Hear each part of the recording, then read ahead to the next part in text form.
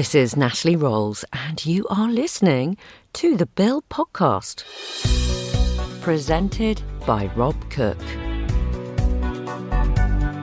Brought to you in association with GeorgeFairbrother.com, shop.saturdaymorningpress.co.uk, vanguardcomics.co.uk, gibconsultancy.co.uk, and mcr-seo.com.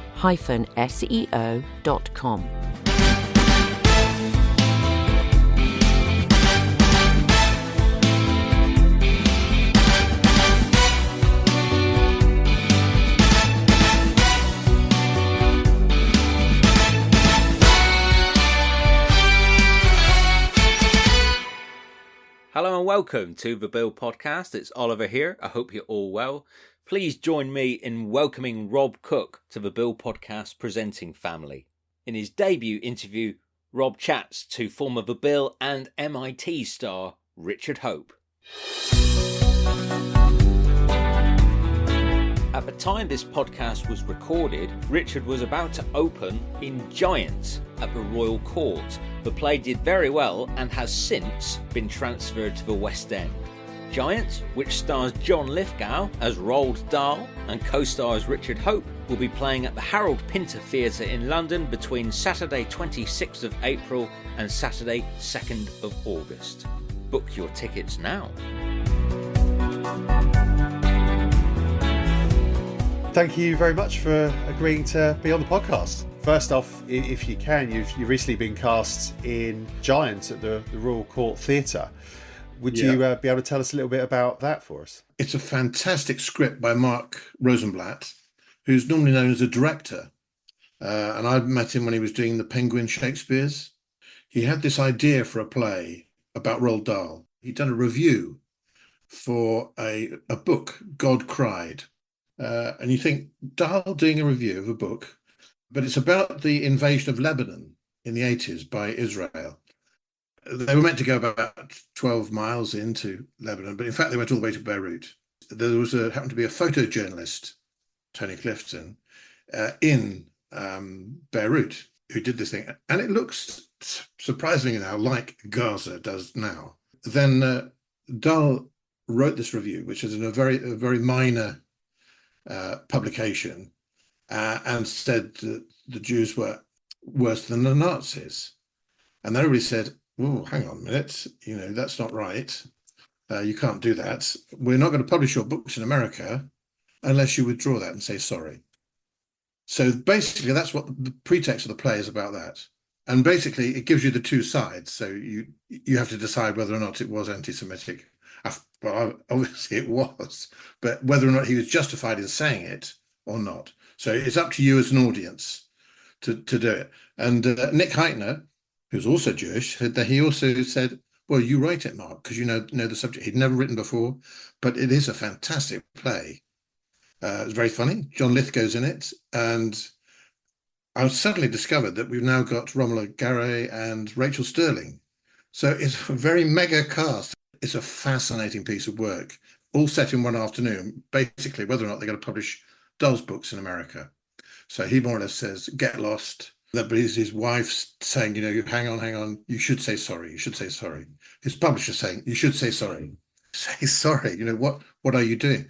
And it's quite interesting because now Hamas invaded Israel, and then there's retaliation into Gaza, and which it mirrors exactly the situation we've got. But obviously it's worse, but now the play is so relevant to where we are today. So it's an amazing piece. And I think it will make everybody angry and upset, but also it's a very interesting piece of theatre. And I love doing I started out in theatre in 76. People smoked, people came on. I worked with people who were drunk, people who were out of their heads on drugs. Even in the Bill, there were one or two people who did like a bevy. And so you thought after lunchtime, it's better not to shoot with them. So, but then producers were aware. But then it became anybody you were just sent home then.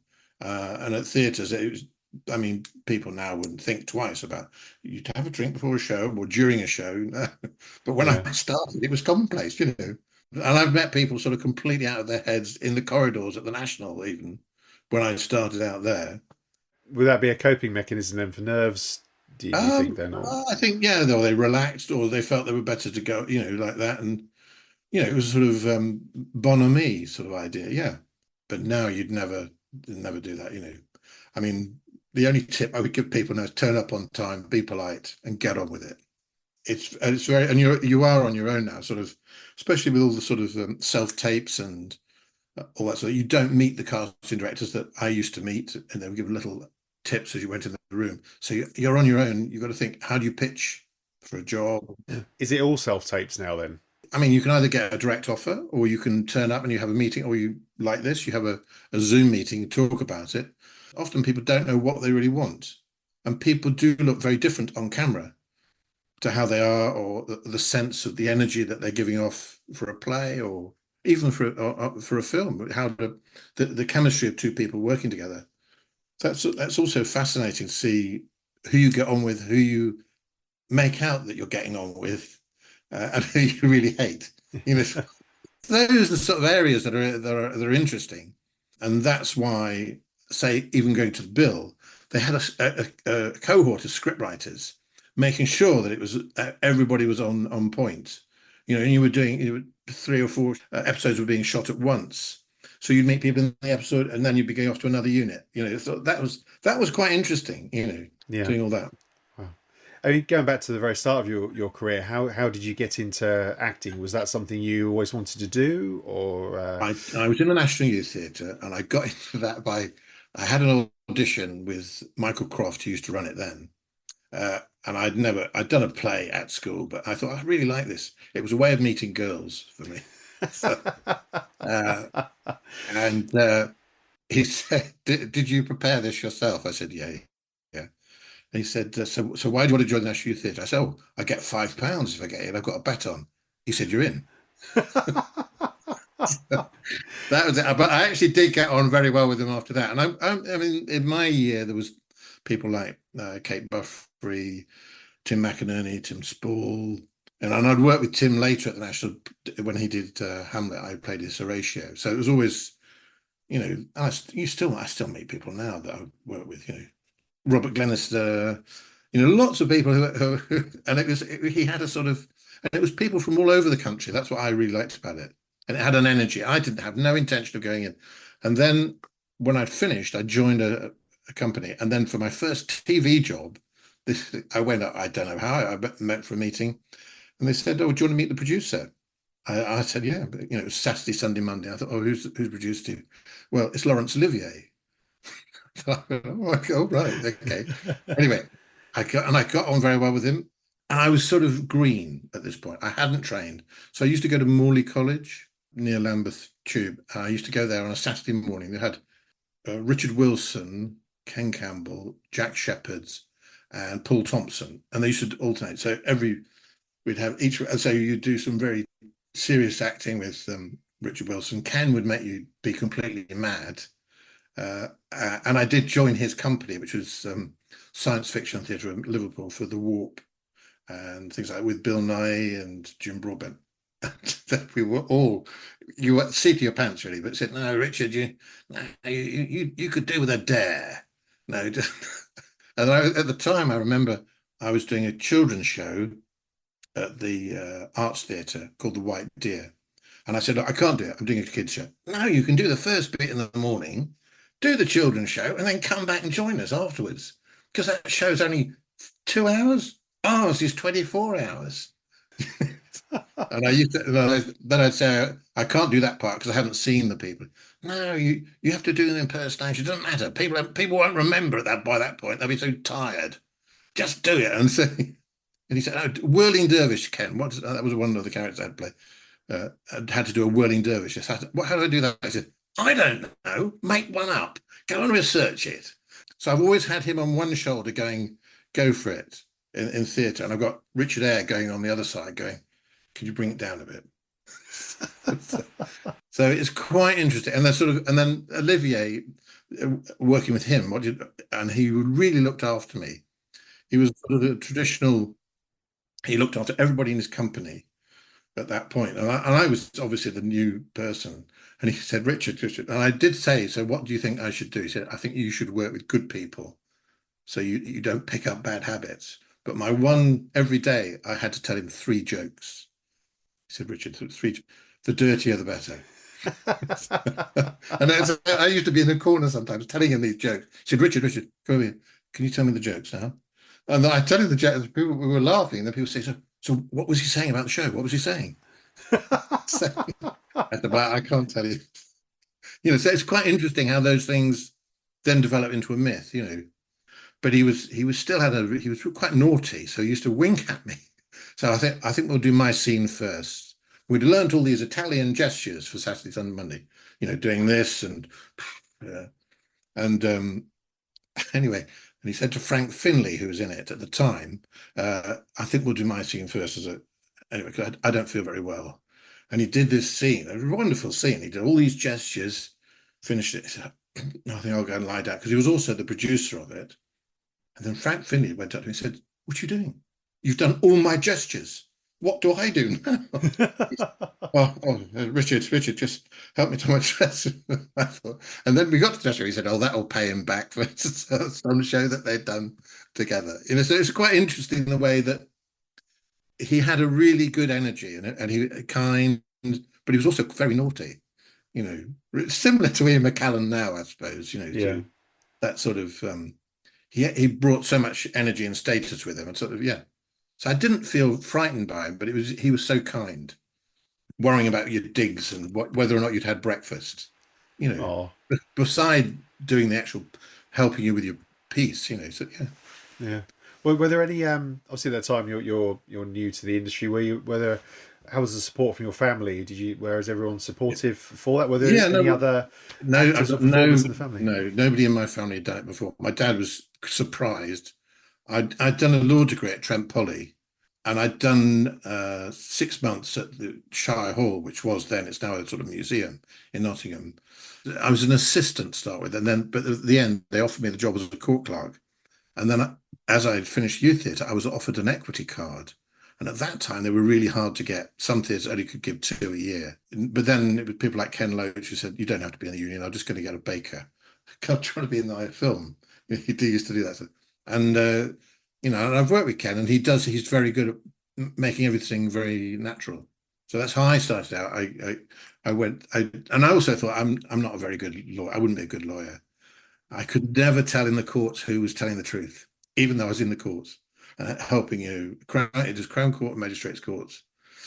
No, I would know. All the people I thought were innocent. They'd get off and they said, "Well, of course I did it." And of course, as I'm taking them out of the place, I thought, how have they got away with that? It was about degrees of honesty. It wasn't to do with right and wrong. So, and that's it's a game. Once you got to court. So some people got away with it. If they got an interesting lawyer or they dressed up correctly, put a suit on and had a haircut, they got away with it then. But then you had the other extreme, which was magistrates. And I remember being in a room where you're advising them about stuff. And one magistrate said, and this is so my interest in police work and the bill and all that was started then. And a magistrate actually turned to me and they said, well, if they hadn't done it, they wouldn't be here. I said, what? Well, we're meant to be listening to both sides. Some of them just took the police side, and that was it. And the sad side was that you had people who were incredibly poor then as well, and they were fined, and they couldn't afford a £10 fine. So they were, well, you're still fined, but you can pay 50 pence a week. And so there was a lot of administration for very little, and you thought, why don't we just forget this fine? Yeah. So I have an interest in law.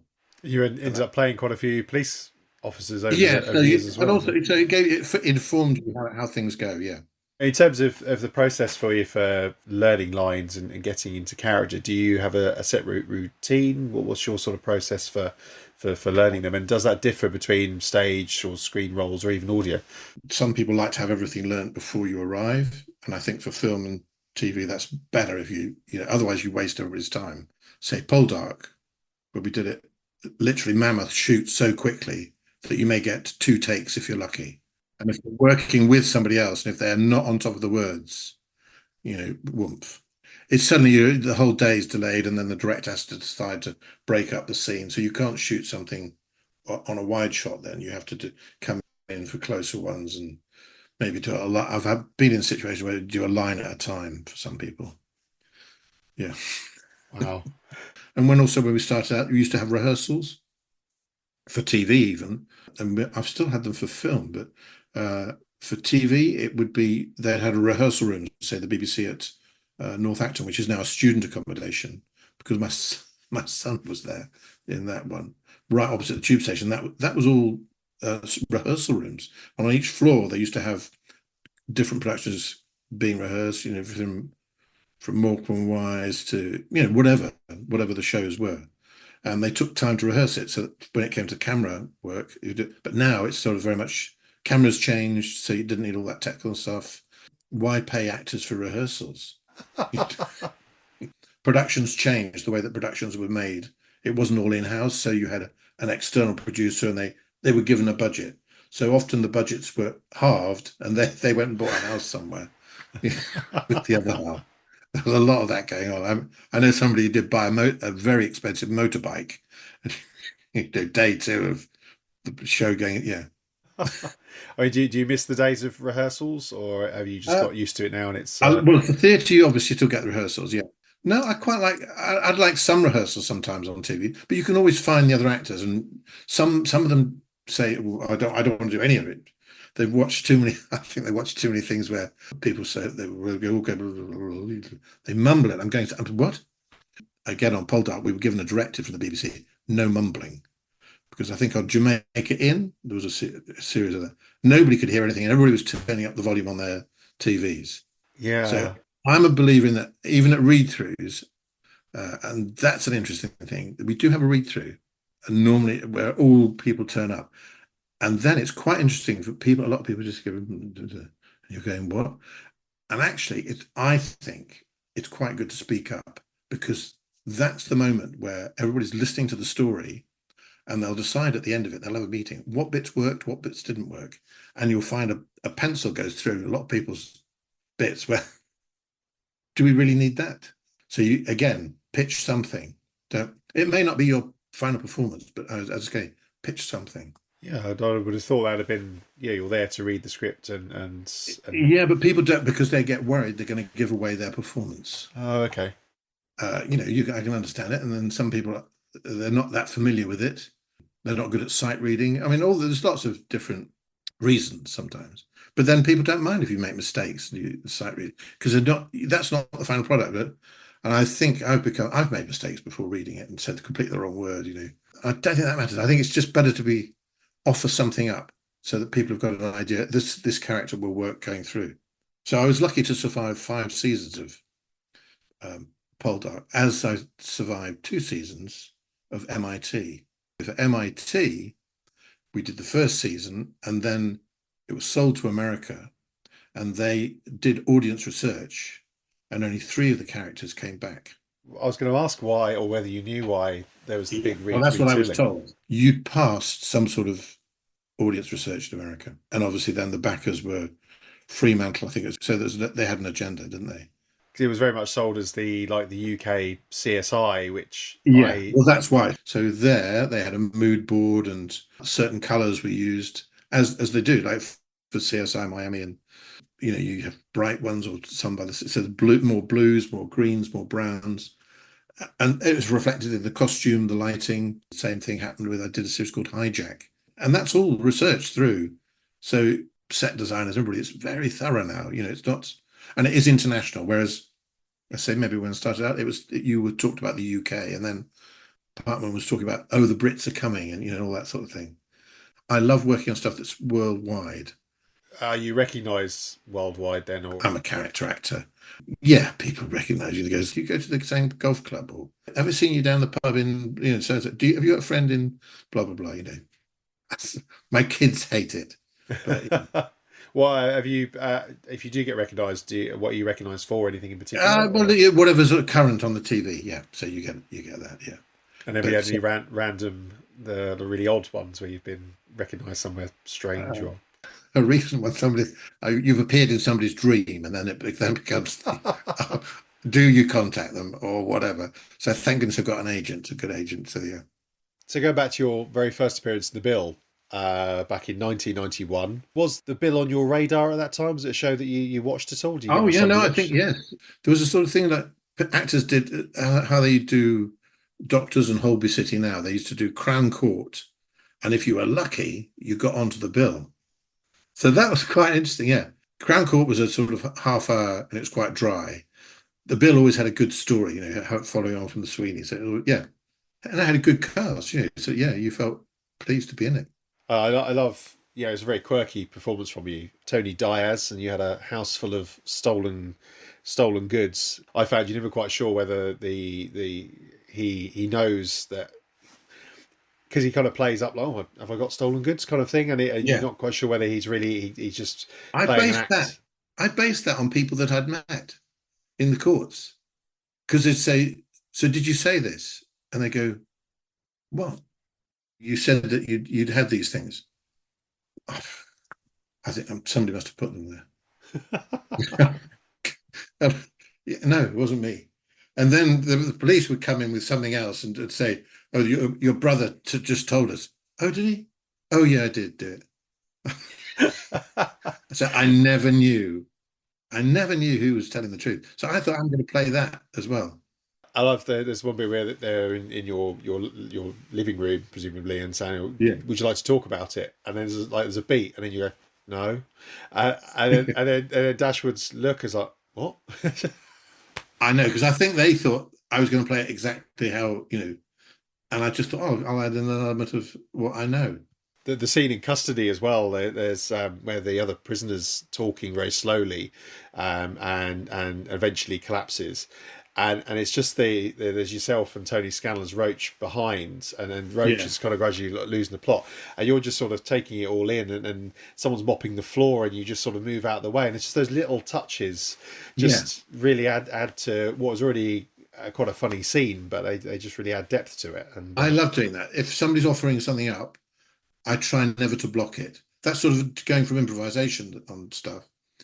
Go with it. And then a director can always say, bring it down. For film and TV, you don't have to do the same thing on every take. The way that you interpret it can always be different. And I think I've learned that over the years. For fact fans, that episode was the very first one to feature Tony O'Callaghan as Sergeant Boyden. Yeah. Ultimately, his very last ever episode as the character was in MIT episode 1. So you're there for Tony O'Callaghan as Boyden's first and last appearances. A good actor, yeah. It was only a few months after what would be your third appearance on the bill when you appeared in MIT. Did you have an audition for the role, or were you remembered for your more recent guest appearance? I can't remember, actually. I think I must have met for it. I can't think who was the police advisor on that. They had trouble with the MIT, the name, because it's Massachusetts Institute of Technology. And I think they objected to that. So they then had to say it's murder investigation team. But if you look at when we went round the police stations, they've always got MIT on a few places around, and those detectives were always going in and out the back door. They didn't go out the front door. So it's like there were passes a street away or something. So you never really saw who they were or came in and go out. It was really interesting, and just learning all those facts that we now know a lot, because there's a lot more. The first 24 hours are the most important. And we went to West London. I'm trying to think of the name of the police station. I think it's now being converted into flats, but there were dedicated areas where certain police stations had an MIT unit attached to it, because they were just sent out immediately. Just the bravery of them and the speed. I thought, oh, it'd be 9 to 5, but no, they were on it. And a bit like how the present day you see the bridge and things like that, the way that it's a continuous investigation. So people don't get much sleep, for those moments. Yeah, no, I admired them a lot. Yeah. Yeah. And the intelligence now, there's like the whole intelligence unit, that is amazing. Your character of DS Barry Purvis in MIT, we don't learn much about him.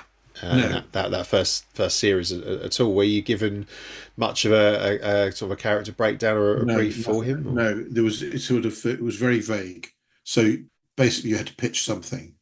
So, or the moments that you thought were going to be filmed often weren't filmed or weren't in the edit.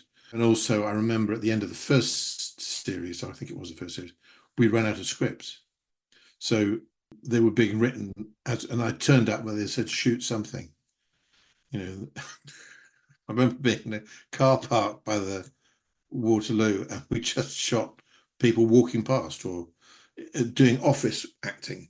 I mean, it was ridiculous, really, because we were waiting on scripts.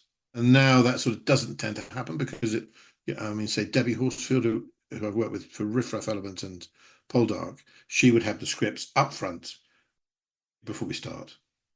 Unless you've got the script, you've got no idea. Fine if you've got characters and that's a running thing, but because those MIT was done like a 2-hour slot and that they were each independent stories within themselves, nobody really knew what was going to happen. So yeah, and then like Lindsay Coulson and Michael McKell were featured heavily in the second one. Yeah. And you did actually get to do a bit more in the second one. I think well, again, I thank you, audience research. They now look at, have you got any Instagram followers or what? Not necessarily how many you've got, but what's the profile like, or do people, is that sort of thing. And I know people who've got none and somebody who's got lots, and they've sort of gone with the person who's got lots just because they're interested now in the profile in the future. I never used to have an Instagram account, but I have it because I was advised to have it. And now the difference now, so then you were asked to put things out. Now they say, take pictures if you want to when you're offset. You've signed so many non-disclosure agreements now and even I remember there's a recent thing that I did, and on the day that it was released, it said, please do not release anything that you've take pictures you've taken backstage or recordings. It's all copyright now of blah, blah, blah. Up till then, you've been encouraged to take all these pictures, but not put them out when you were shooting it. And then when it's come to be released, nothing to go out.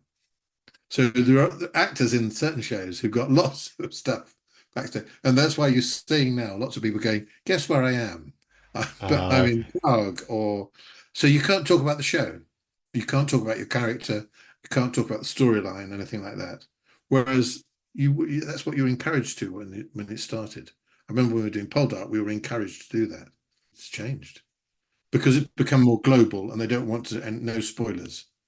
They are getting thicker, the contracts. I cannot possibly, so thank goodness I've got an agent again. It's almost like not really bothering to do it now. If you've got so many rules and regs on posting, you might as well just. Yeah, you have to be careful. Yeah. They own it, and that's why I'm, obviously I'm concerned in the future about AI and all that. Last year was 20 years of MIT, which is crazy to think. That's, I was rewatching the episodes recently, and for me, they hold up. They're very strong, aren't they? Yeah, especially the first series where it's just very quick, quick scenes. I mean, how was it for you having to deliver all the technical dialogues? You were the one that had the information. I just learned it. It's like I think people on medical programs, you just have to learn the terms, and if you know what they do as well, then that's all well and good. But you've got to learn the terms and how it. If you've got a basis of what actually it's doing, it's much easier. So that's why I researched it properly, and I'm trying to think who the police advisor was on it. I think it was Jackie Moulton, wasn't it? Yeah, and she'd done it, and she's advised on a lot of shows, and she was the one who took us to the MIT where she used to work, and that was quite interesting, and interesting lady, yeah. The filming of the first series, it looks like it's on the River Thames, judging by through the window, opposite the globe. Was it like the setup for the bill where you had like a whole floor or a whole building? It had a floor down there, yeah. It was a derelict building, basically. It was about to be redeveloped. So the second series, I remember we went to another building down in Woolwich. But that one was, right by the bridge there, as you said, yeah. How was it with the transition to the second series? You've got new cast members, different sets, the styles are different? They'd researched it then, and it had American money. Or it had American backing, so so you were very much aware that it was a style, and you were part of a bigger machine, really, yeah. And I think we had all the scripts for the second series up front, so there's only just the 4 episodes in the second series. They were longer, but less of them. But I'm sad it didn't go on, but then I think it was too. After a while, then you've got to keep everybody employed, and it was too big a team. all that sort of thing. Yeah. Yeah, I think the second series didn't get aired in the UK until 2005, so it sort of sat on the shelf over here for quite some time, unfortunately. Yeah. Was there any? Were you aware of any plans for a third series at all? No, not at the time. No, I think, and then I think there was a change in ownership of the company that the people, was it Fremantle? It was IT. There was it all changes, at the top, because it's not their decision or somebody else has made a decision another way. Some projects go forward and some don't. Had there been further episodes, what would you like Barry to have been able to do, or in a future episode? Well, I'd quite like to have been involved in an actual murder, either a friend of his or something like that. So he's compromised and actually having to watch people do it, and they're not doing it correctly because he's a statistician, and you haven't done this. I had an element of idea for that, but that's fine. I'm not a writer. Our huge thanks to Richard for being so generous with his time, and my personal thanks to Rob for recording this fantastic interview. In part 2, Richard will be sharing his memories of sweeping June Ackland off her feet as headmaster Rod Jessup. If you can't wait till then, you can unlock the video interview now on patreon.com/The Bill Podcast, where there's approximately 250 hours worth of bonus content available from just $2.99. We'd be very grateful for your support. In the meantime, take very good care of yourselves. Thanks for supporting the podcast, and bye for now. This is Natalie Rolls, and you have been listening to The Bill Podcast, brought to you in association with GeorgeFairbrother.com, shop.saturdaymorningpress.co.uk, vanguardcomics.co.uk, gibconsultancy.co.uk, and mcr-seo.com. The Bill Podcast is produced by Oliver Crocker, co-produced by Ben Adams, Glenn Allen, Glenn Cooney, Georgina Dark, Rebecca DeProse, Brian E. Kelly, Maz Mirabilis, Alex Mockler, and Simon Wolfe. Our executive producers are Isabel Allen, Mark Bennett, Rob Cook, James Crissell, Alana Dewar, Andrew Dyack, Dan Evans, George Fairbrother, Stuart Gibbon, Luke Hegarty, Robert Hoger, Edward Kellett, James Ledane, Thomas Johnston, Gary Moncur, Danny Morris, Steph Morris, Laura Penny-Fay, Isaac Powell, Alistair Wrigley, Michael Seeley, Andrew Sumner, Angel Stannard, Paul Statter, Patrick Stratford, Michael Weil, and Sarah Went. Huge thanks to all you lovely producers who make the Bill Podcast possible. For over 200 hours of bonus content, visit patreon.com/The Bill Podcast.